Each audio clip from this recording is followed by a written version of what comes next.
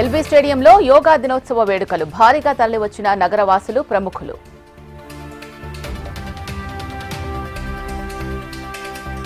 ఇవాళ రేపు 3 రాష్ట్రాల్లో ప్రధాని మోడీ పర్యటన. సాయంత్రం విశాఖ చేరుకోనున్న ప్రధాని మోడీ.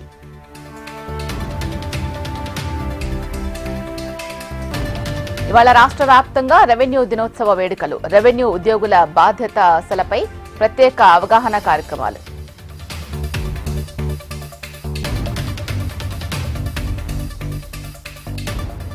తెలుగు రాష్ట్రాల మధ్య కొనసాగుతోన్న జల యుద్ధం. బనకచెలను ఆపమంటూ కేంద్ర మంత్రికి సీఎం రేవంత్ వినతి.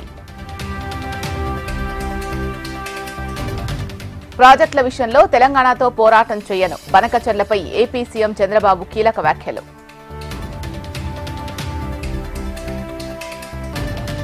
నదీ జలాలపై తెలంగాణ ప్రభుత్వానికి చిత్తశుద్ది లేదు. సీఎం రేవంత్ రెడ్డి ఏపీకి దాసోహం అయ్యారని హరీష్ రావు ఫైర్. మాజీ మంత్రి కాకానికి మరో షాక్. ప్రైవేట్ టోల్గేట్ వసూలు ఆరోపణల్లో 14 రోజుల రిమాండ్.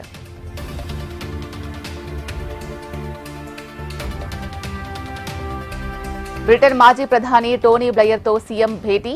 రైజింగ్ తెలంగాణ విజన్ను వివరించిన రేవంత్. ఏపీలో టిట్కో కాలనీల అభివృద్ధిపై ప్రభుత్వం ఫోకస్. 106 కోట్ల అదనపు నిధులు రిలీజ్ చేసిన ప్రభుత్వం.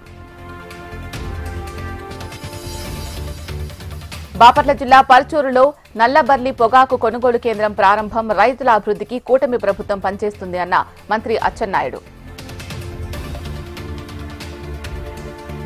జగన్ పర్యటనలపై ఏపీ సీఎం విమర్శలు. నేరస్తులతో రాజకీయాలు చేయాల్సి వస్తోందన్న చంద్రబాబు.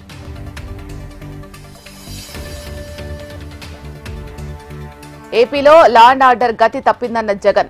చంద్రబాబు నియంతలా వ్యవహరిస్తున్నారంటూ ఫైర్.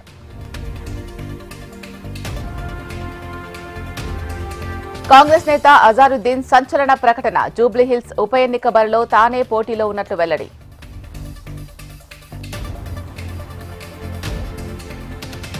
ఏపీలో ప్రయాణికులకు అందుబాటులో కొత్తగా 1400 బస్సులు. విశాఖకు ప్రత్యేక 100 ఎలక్ట్రిక్ బస్సులు కేటాయించినట్లు మంత్రి రాంప్రసాద్ వెల్లడి. మద్యం సేవించి స్కూల్ బస్సులు నడిపితే కఠిన చర్యలు తీసుకుంటాం. సేఫ్టీ మెజర్స్ పాటించాలని Hyderabad police commissioner CV Anand సూచన.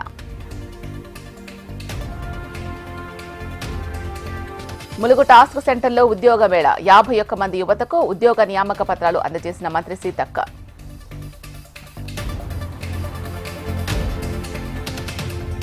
గుంటూరు జిల్లా తెనాలిలో దారుణం. 2 వృద్ధురాళ్ల హత్యలు, నగలు అపహరణ.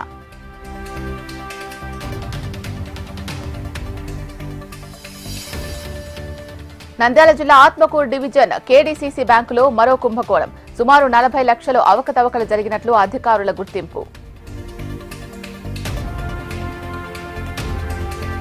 మంచిర్యాల జిల్లాలో భారీగా నకిలీ పత్తి విత్తనాల పట్టివేత. మహారాష్ట్ర నుంచి కారులో తరలిస్తున్న 48 కిలోల బీటీ నకిలీ విత్తనాలు స్వాధీనం.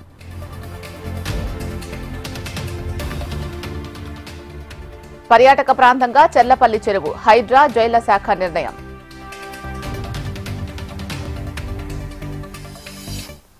11 ఏళ్ల కేంద్ర ప్రభుత్వం అభివృద్ధిపై ఈ నెల 22న ఎగ్జిబిషన్. వికసిత్ భారత్ ను ప్రతి ఒక్కరూ విజయవంతం చేయాలన్న ఎంపీ ఈటెల. జూలై మొదటి వారంలో ఇస్రో నిసార్ మిషన్ లాంచింగ్. ప్రపంచంలోనే మొట్టమొదటి డ్యూయల్ ఫ్రీక్వెన్సీ రాడార్.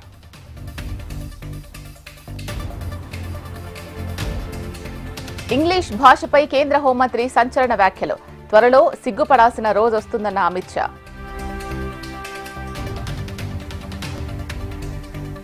ఇరాన్ క్షిపణుల దాడులతో దద్దరిల్లిన జెరూసలేం. లక్షల మందికి సేవలందించే సోరోకా ఆసుపత్రి ధ్వంసం.